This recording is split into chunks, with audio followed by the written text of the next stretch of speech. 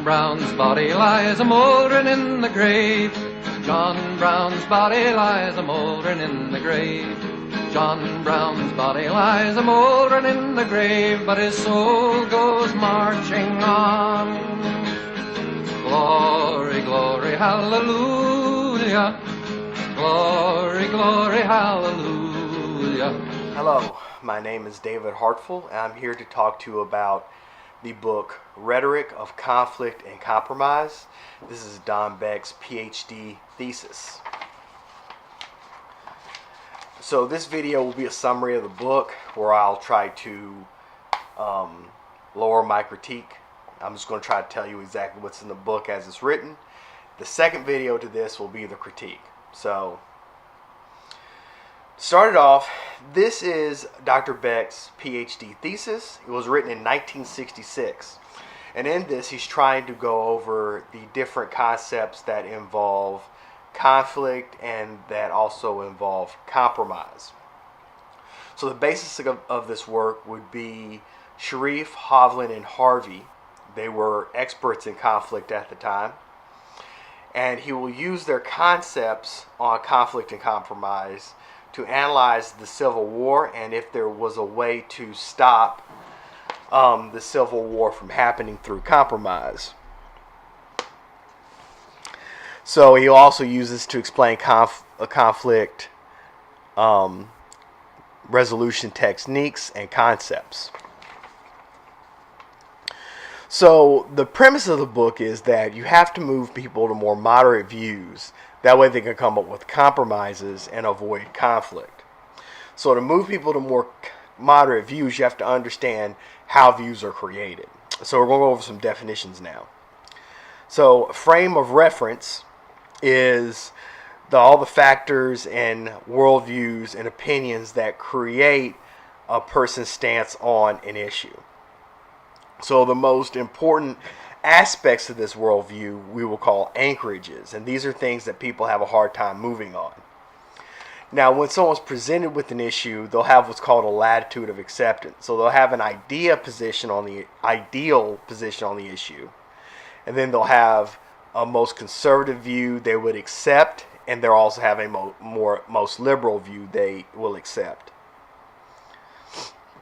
Now, what lowers the latitude of acceptance is things like ego involvement. That's when an issue is so important to you or to an individual that to change their position on the issue would cause a fundamental change in how they see themselves.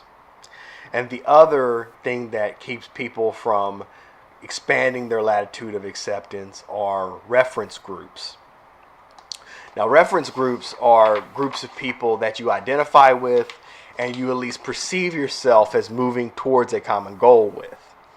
Now, once you have reference groups, you'll have intra-group conflict and you'll have inter-group conflict. So within the intra-group conflict, you will have different dissenters. So one type of dissenter is the renegade. So the renegade is someone who leaves their reference group or perceived reference group to join in with an opposite reference group or a different reference group.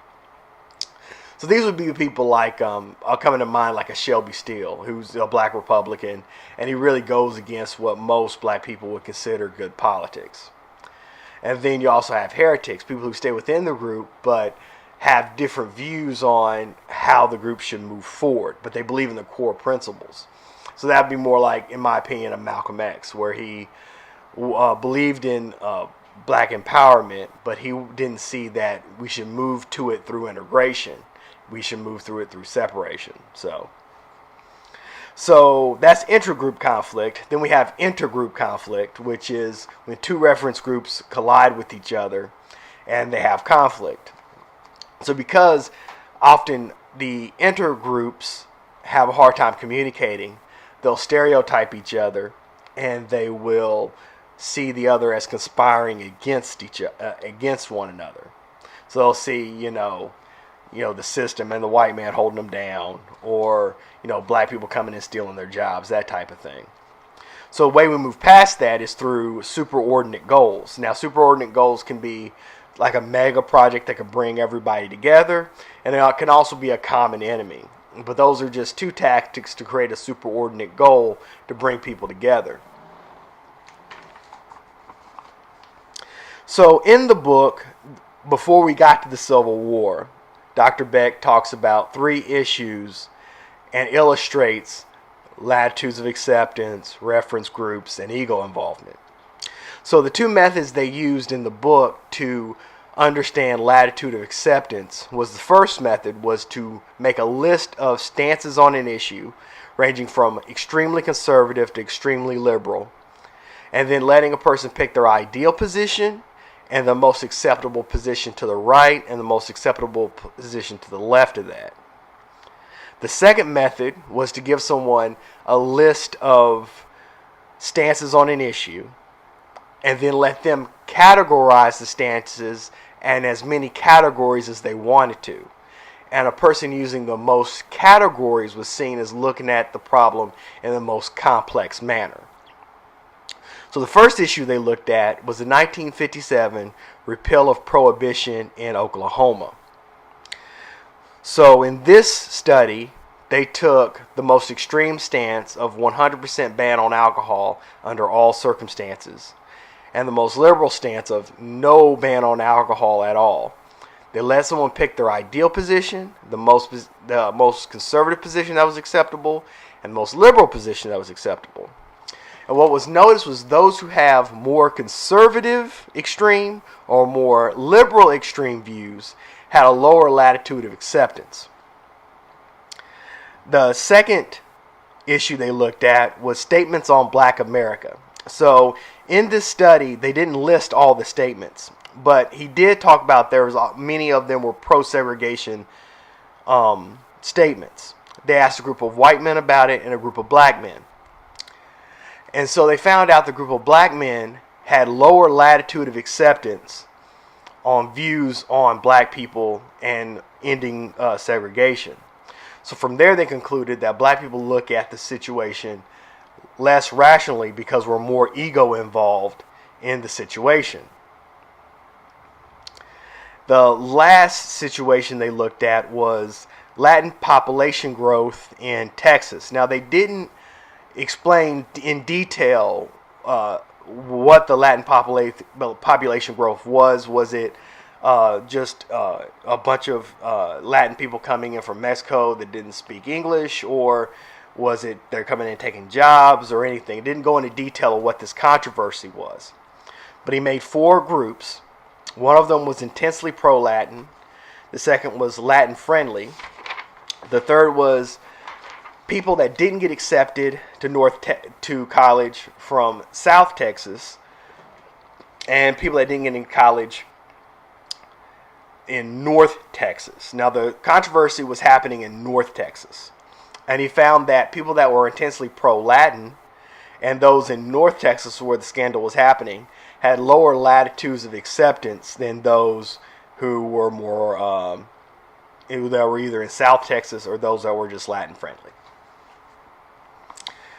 So now we will get into the politics of 1860.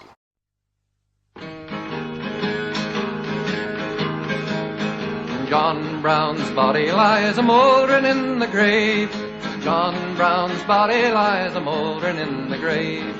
John Brown's body lies a-mouldering in the grave, but his soul goes marching on.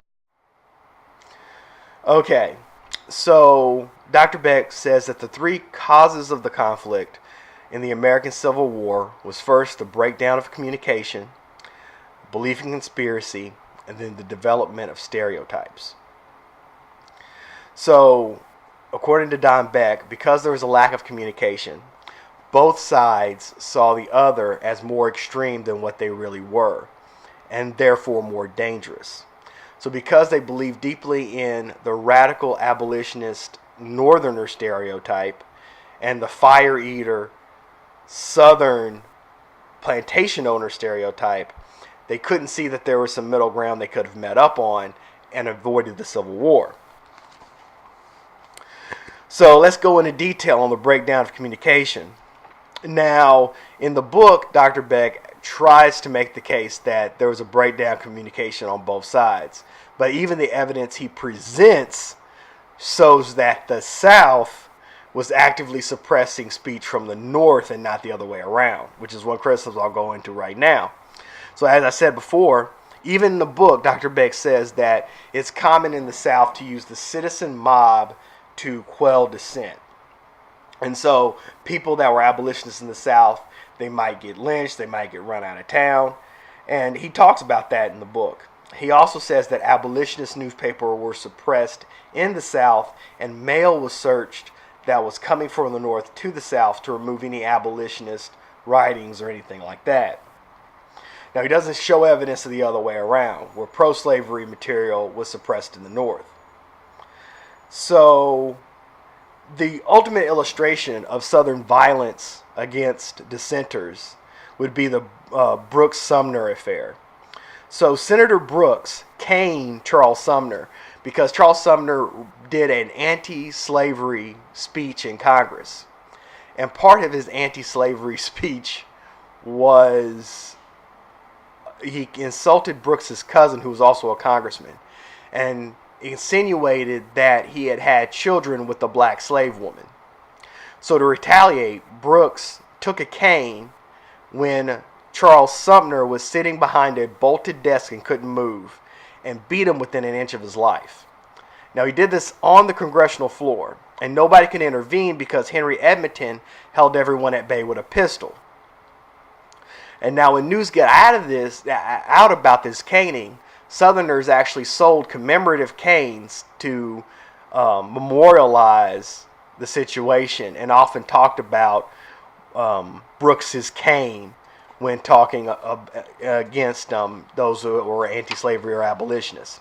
Now, Dr. Beck doesn't bring up any incidents of an abolitionist using that level of violence against someone who's pro-slavery. Now, the next thing in here was the belief in conspiracies. And so the South believed in the Black Republicanism conspiracy, which is the belief that abolitionists were going to build armies of Negroes to come and kill all the Southern plantation owners and destroy the South. And then the conspiracy theory that Northerners believed was the slave power conspiracy, that the slave political power would conspire to force slavery down the throats of people in the West and people who didn't want it. Now, to criticize them on this, there's a level of truth to both of these conspiracies. So, Kansas was going to be admitted to the Union, and Douglas worked it out to where Stephen Douglas, he's going to work it out to where Kansas comes in and gets to vote on whether it wants to become free or slave. So the first set of settlers that come into Kansas, they start a government in Lecompton, Kansas, and that's a pro-slavery government. To retaliate, abolitionists came into Kansas and started their government in Lawrence, Kansas. So the slave power, which was Southern-owning Democrats, slave-owning Democrats, actually did conspire to put the Compton Constitution, which was made from the older government, so that to them gave them some justification. But they did conspire to get that to a Southern sympathizing Democratic president to get him to admit or force the admission of Kansas as a slave state. The reason they weren't able to do that was because of Stephen Douglas, who was a non-slave owning Democrat. And he stopped it because he believed in popular sovereignty, and he knew that most of the people in Kansas were abolitionists. So there was a conspiracy to force slavery down the throats of people who didn't want it. That did happen. Now, that doesn't mean that it wasn't written about in hyperbolic fashion in some newspapers, and that there were elements that were misreported in newspapers. But ultimately, there was a slave power conspiracy. That was true. Now, on the other hand, the Black Republicanism conspiracy, the abolitionists in Kansas actually did recruit fugitive slaves and freed slaves to fight skirmishes with the Missourians, and that was the Border War. Now, John Brown got famous in the Border Wars and these skirmishes.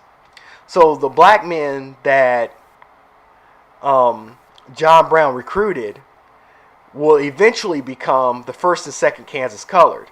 And the painting at the beginning of this video was of them fighting in the Battle of Island Mound. So John Brown did recruit slaves to kill slave owners.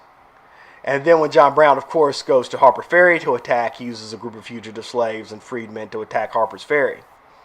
Now, the 1st and 2nd Kansas Colored, they become distinguished in battle out west. As the Civil War goes on, black people leave plantations to join the Union Army, and by the end of the war, 1 in 10 Union soldiers is black.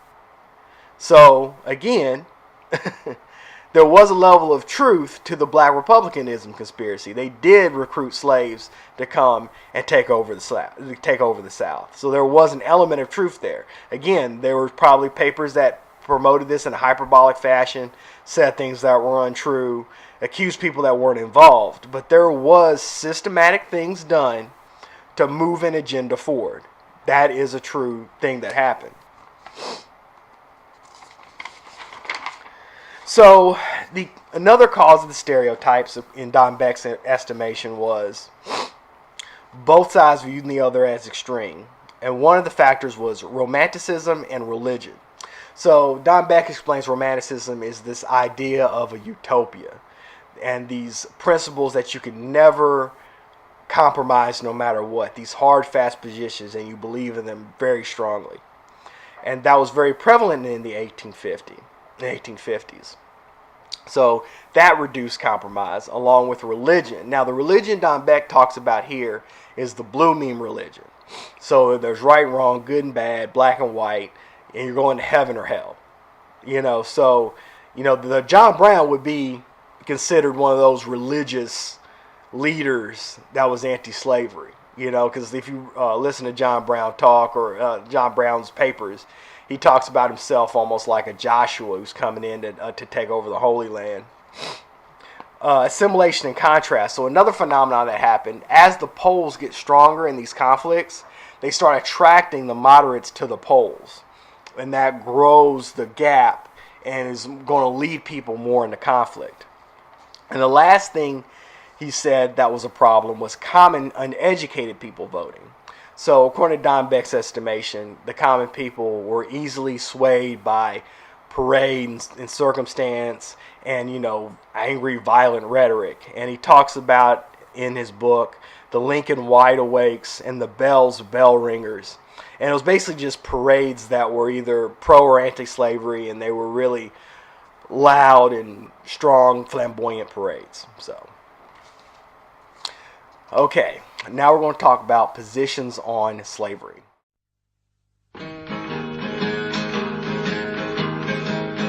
John Brown's body lies a-mouldering in the grave. John Brown's body lies a-mouldering in the grave. John Brown's body lies a-mouldering in the grave, but his soul goes marching on. So the pro-slavery views, they're based around the idea of slavery being a positive good.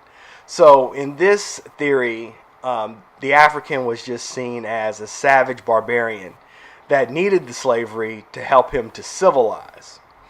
And because the whites were giving them a service in enslaving them, the benefit was they didn't have to do a lot of manual labor and could focus on building a high culture.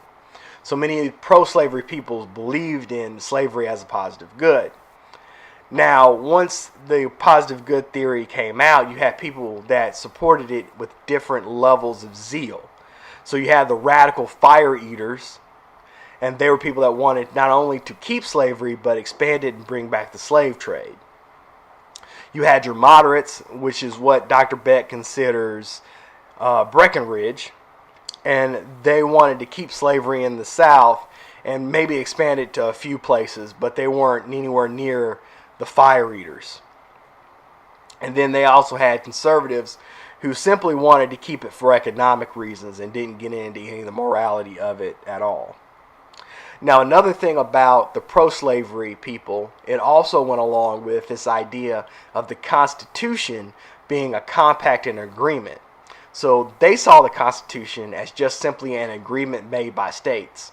And when the parties no longer feel that the agreement was beneficial, they could just stop and leave.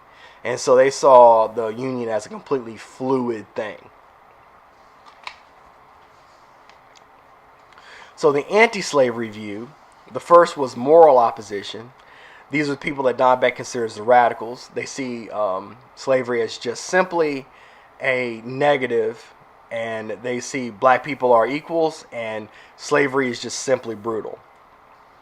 The other was the moral and political stance, and this is what Lincoln would fall into. They don't want to affect slavery where it's already established. They want to work within the bounds of the law to slowly, incrementally slow down and stop slavery. So that's where Lincoln would fall in. And then there's social economic opposal. And so these were people that just understood that slavery lowers the wages of all free men. And a lot of these people were simply Negrophobes. So they didn't want black people in their state. So they wanted to have a free state. That way they'd have a justification to keep all black people out of their state, like Oregon. And Oregon, a guy from Oregon is Breckinridge's vice president in 1860. Fun fact. Okay, so then there were the neutral positions. The first was the popular sovereignty position by Douglas. And Douglas believed that every state should just simply vote on whether they want to have freedom, free state or slave state, and then vote in their complicity to slavery with fugitive slave laws and whatnot, or personal liberty laws. And then according to Don Beck, Bell didn't have an official stance on slavery. So he was just kind of fluid and not taking a stance. So that is the whole presentation. If you enjoyed what you heard, please give at through PayPal at sdandrace@gmail.com. There'll be a slide at the end of this. Also, subscribe to my WordPress at Black Leader Analysis and my YouTube channel at Black Leader Analysis. Like the video, and now I'm going to show you the results from the election of 1860 and the electoral map. Thank you for watching.